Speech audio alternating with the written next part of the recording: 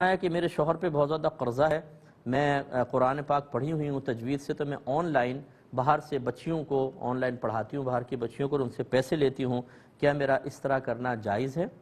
بہن بالکل جائز ہے، اس میں کون سی ناجائز چیز ہے؟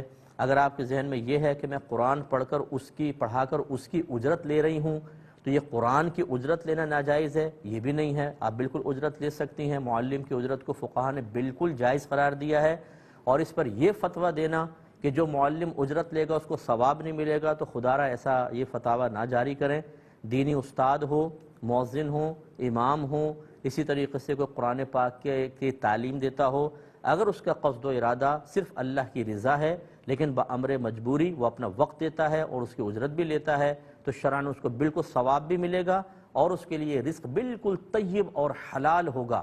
جو یہ کہے کہ اس پہ ثواب مرتب نہیں ہوگا، وہ سمجھ لیں کہ ایک معاشرے میں بگاڑ پیدا کرے گا، کیونکہ ہزاروں استاد ایسے ہیں. اب آپ اگر یہ کہیں کہ آپ کو ثواب ہی نہیں ملے گا پڑھانے کا، تو اس کا مطلب ہے کہ جو بچے دین کی طرف آنا چاہتے ہیں وہ یہ سوچیں گے کہ اگر ہم آ کر ہم بھی اس طرح استاد بن کے پڑھائیں گے، ذریعہ معاش کو اختیار کر نہیں سکیں گے، اور اس کے پڑھانے کا تو پھر ثواب بھی نہیں ملے گا کیونکہ اس کے ہم تنخواہ لے رہے ہوں گے، تو پھر اس راستے کو چھوڑ ہی دو، دوسرے راستے پہ چلے جاؤ. یہ پھر جملے کیا دین کی خدمت ہوں گے؟ کیا اس سے دین کا جذبہ پیدا ہوگا؟ اگرچہ وہ اقوال بھی بعض جگہ موجود ہیں، میں اس کا انکار نہیں کروں گا، لیکن صحیح قول یہ ہیں. حضرت عمر فاروق رضی اللہ تعالی عنہ مجاہدین کو سیلریز دیتے تھے. جب آپ خاص طور پہ امیر المومنین بنے، آپ نے ڈبل سیلریز کر دیں اور فرمایا کرپشن کو روکنے کا بہترین طریقہ یہ ہے. حضرت ابوبکر صدیق رضی اللہ تعالی عنہ خلیفہ بنے تو باقاعدہ آپ کو بیت المال سے آپ کے ماہانہ اخراجات دیے جاتے تھے. روز کی ایک بکری ہوتی تھی. وجہ اس کی کیا ہے کہ مہمان آتے تھے آپ کے پاس، قافلے آتے تھے، ان کے کھانے پینے کا انتظام، تو روزانہ ایک بکری اور ماہانہ اخراجات. اگرچہ میں نے یہ بھی روایت پڑھی ہے کہ جب آپ کا وصال ہونے لگا تو آپ نے جتنا بیت المال سے لیا تھا اس کا حساب کتاب کر کے وہ سب بیت المال میں جمع کروایا. یہ بھی ثابت میں نے پڑھا ہے خود.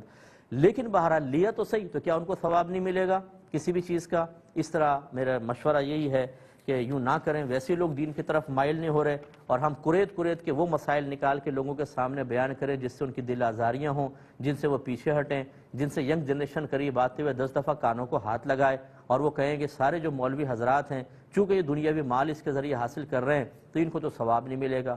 پھر اس سے آگے بڑھ کے یہ کیوں نہیں کہتے کہ ثواب تو دور کی بات، جو ایسے عمل سے جس سے اللہ تبارک و تعالیٰ کی رضا حاصل ہو سکتی ہو اس سے دنیا حاصل کرنے کا ارادہ کرے تو یہ تو حرام ہے، یہ ریا کے اندر شامل ہوتا ہے، تو یہ جہنم میں بھی جائیں گے سارے. اس سے بڑھ کر ایک اور قول کر لیں.